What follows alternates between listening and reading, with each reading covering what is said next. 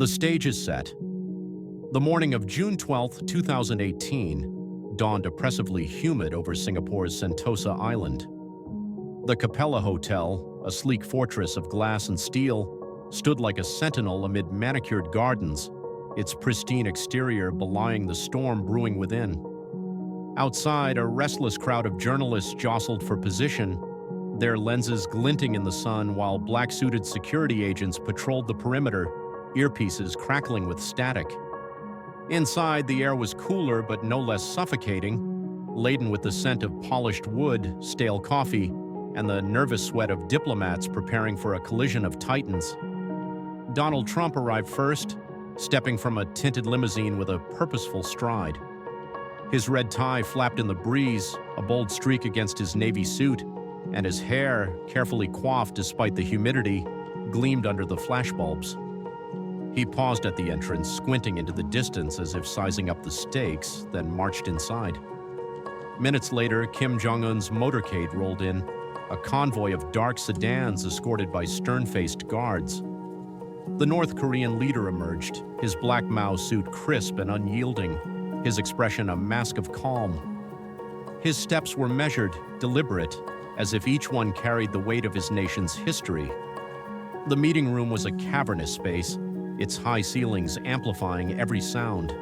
The rustle of papers, the creak of chairs, the faint hum of air conditioning battling the tropical heat.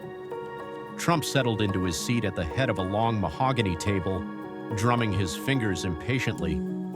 Across from him, Kim sat ramrod straight, his hands clasped, his dark eyes darting between Trump and the aides flanking him. The handshake came next, a brief iron-gripped clash that left both men's knuckles white, their smiles tight and performative for the cameras.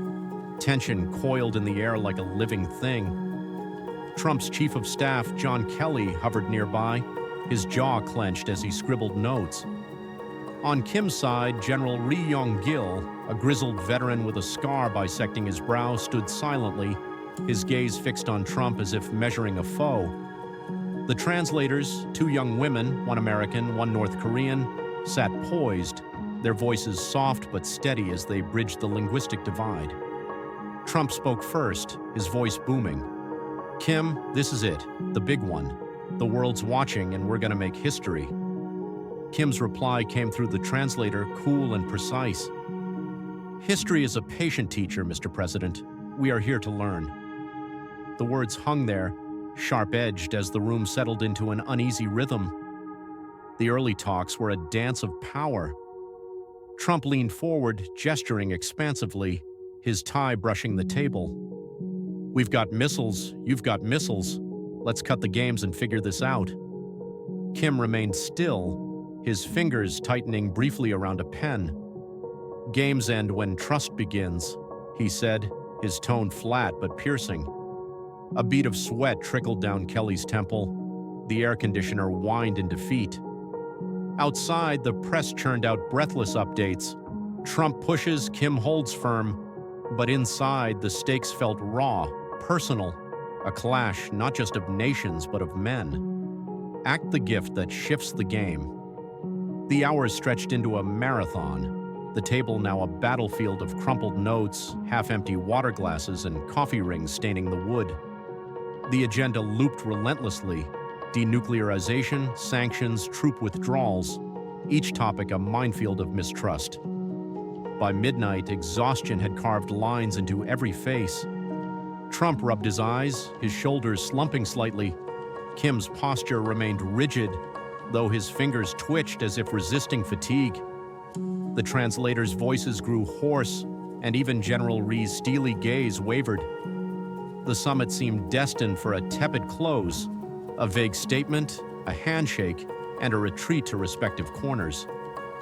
Then Kim stood. The motion was abrupt, almost theatrical, slicing through the room's lethargy. Every head turned as he reached into his jacket, his movements slow and deliberate, and withdrew a small black velvet box. Its edges were worn, its surface dulled by years, yet it radiated an unspoken gravity. He placed it on the table with a muted thud and slid it toward Trump. "For you," he said, his voice a quiet blade cutting through the haze. The translator echoed him, her tone faltering. Trump's hand paused mid-air, his brows knitting together. "What's this now?" he muttered, his voice rough with suspicion. Gifts weren't part of the script, not in a summit this fraught. John Kelly stiffened, leaning forward as if to intervene, but Trump waved him off with a flick of his wrist. He pulled the box closer, his fingers brushing the velvet, then flipped the lid open. Inside, cradled against the faded lining, lay a single U.S. dollar bill, yellowed, frayed, its ink smudged but legible. He lifted it, tilting it toward the dim light. 1953, he read aloud, his voice catching on the date. Eisenhower's faint profile stared back at him. A hush swallowed the room. Trump's breath hitched, just a fraction, a flicker of something unguarded, before he masked it with a slow tilt of his head. His eyes flicked to Kim, searching. The North Korean leader leaned forward, his hands resting lightly on the table. "My grandfather, Kim Il-sung, carried this," he said, his words measured, deliberate. "He took it from an American soldier's body in '53 near the Yalu River. The man was dead, shot in the snow. My grandfather kept it, showed it to me when I was a child. He called it a piece of the enemy." Trump's fingers tightened on the bill, his knuckles whitening. His face shifted, lips pressing thin, eyes narrowing as if peering into a memory not his own. The Korean War, 1953, he'd heard the briefings. Millions dead, a peninsula split, a scar still bleeding. He didn't speak, but his silence roared. Kim pressed on, his voice softening, almost reflective. To him, it was a trophy of survival.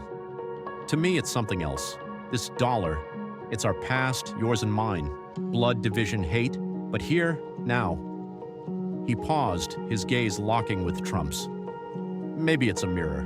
We decide what it reflects. The air thickened, charged with unspoken stakes. Trump set the bill down, his hand lingering, tracing its edge with a thumb. His chest rose and fell, a sharp exhale escaping his nose. He leaned back, his jaw working as if chewing on the weight of it all. Then a faint smirk tugged at his lips. "You're a crafty one, Kim," he said, his voice gravelly but tinged with something, admiration perhaps, or unease. "Handing me history like it's a hot potato." Kim's eyes glinted, a rare spark breaking through his stoic mask. He nodded once, a gesture sharp and final. General Rhee shifted, his scar catching the light, while Kelly scribbled furiously, his pen scratching like a countdown. The room exhaled, but the moment lingered, a pivot no one had seen coming. Echoes and a new horizon. The summit concluded at dawn, the sky outside streaked with pink and gold. The joint statement was terse, promises of dialogue and cooperation, but the dollar bill eclipsed it all. As they stepped onto the hotel's terrace for the final photo, Trump gripped the velvet box, his knuckles pale against its dark surface. He glanced at Kim, then at the sea of cameras, his jaw tight, his eyes shadowed. "This guy's got away with surprises," he said, his voice carrying a strange heft. Kim stood beside him, his expression unreadable, but a faint curve lingered at his mouth. The story erupted hours later. Trump tweeted from Air Force One, "Kim gave me $1 from '53. War's old news. Maybe peace is the next deal. Big day." The press seized it. "Dollar diplomacy?" flashed across screens. But the coverage was taut, focused, a relic, a gesture, a question mark. In Pyongyang, state media spun it as a testament to the Supreme Leader's foresight, but the world saw something raw, a thread between two men who'd brushed against history's edge. Back in Washington, Trump kept the bill in a glass case on his Oval Office desk. Late at night, when the West Wing grew quiet, he'd sit there, staring at it, fingers drumming, eyes distant. Once he turned to Kelly, who lingered with a stack of briefings. "Kid's got guts," he muttered, almost to himself. "Takes a lot to hand over something like that." Kelly nodded, unsure if it was praise or a warning. In Pyongyang, Kim stood on a balcony overlooking the city. the dollar's absence a quiet void in his mind. He'd shown it to his sister, Kim Yo-jong, years before, tracing its creases as he spoke of their grandfather's war stories. Now to General Ri, he said only, "History's a mirror." We turned it toward them. Ri grunted, his scar twitching, but said nothing. The world churned on. In Seoul, a professor lectured on the bill's symbolism, war's cost, peace's fragility, while in New York, a comedian quipped, "Kim gave Trump $1. Guess he's tipping for the next war." Diplomats whispered of a second summit, and Trump sent Kim a note, "Your move, pal." Kim's reply arrived weeks later, penned in sharp ink. The table's set. Months passed, and the dollar became a quiet legend, a footnote in textbooks, a spark in debates. It didn't dismantle the missiles or mend the DMZ, but it lingered, a fragile bridge strung between two men who'd glimpsed beyond the abyss. On a cold February night in 2019, as aides prepped for Hanoi, Trump stood alone by the case, the bill's yellowed face staring back. He tapped the glass, a ghost of a smile crossing his lips. "Round two," he murmured and turned away.